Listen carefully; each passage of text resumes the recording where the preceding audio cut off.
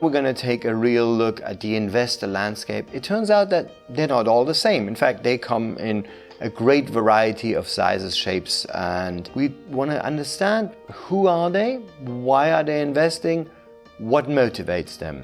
In order to sort of understand the landscape of investors, we're going to put them into, broadly speaking, 5 buckets. Let's begin with the first bucket. It's a bit of a cheat because it's not an investor, it's founders funding their own companies. Sometimes that's called bootstrapping. What it means is that the founder is either using personal savings or some kind of personal credit to fund the operations of the business. Founders typically do this in the very early stages of the company, and typically this is meant to transition them into getting money from all the other buckets, from all the other categories that we're going to be looking at thereafter. Now, the first external money typically often comes from family and friends, and if you insist, it's actually called family, friends, and fools. Most of them, they give you the money because they love you, they think you're great, and they're not terribly critical of the business. So it's really money that's given on the basis of a relationship, but as a founder, you should be aware of some of the strings that may be attached with it.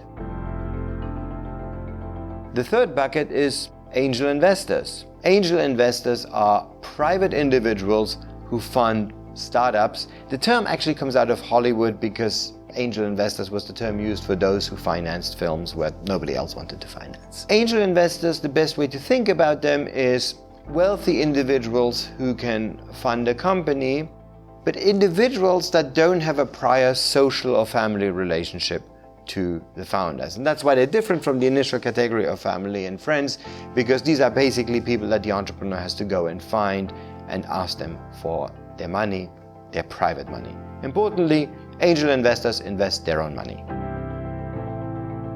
The fourth bucket is crowdfunding. Now, this is a confusing world, and just to be clear about it, crowdfunding is not really an investor, but it's a method of connecting entrepreneurs to a set of investors.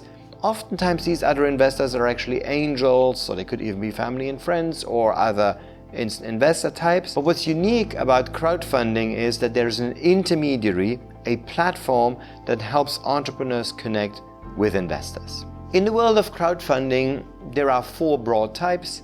There are crowdfunding platforms that basically work with donations or simple rewards. There is lending, so debt-based crowdfunding. There is equity crowdfunding. And the latest innovation is tokens or coins. So this is in the world of crypto financing, and it's called initial coin offerings or security token offerings.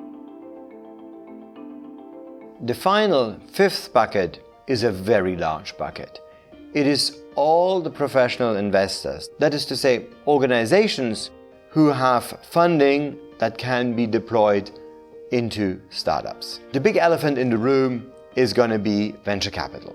Venture capitalists are professional investors who have funds. They receive money from institutional investors. Venture capitalists then have a job of investing in these companies and taking them to success. In addition to venture capital, there are a number of other financial investors. They could be hedge funds, they could be banks, they could be other types of financial vehicles. And in the professional investor category, you also have corporations. So it turns out companies like Intel or Bertelsmann actually make venture capital investments, but they are corporations.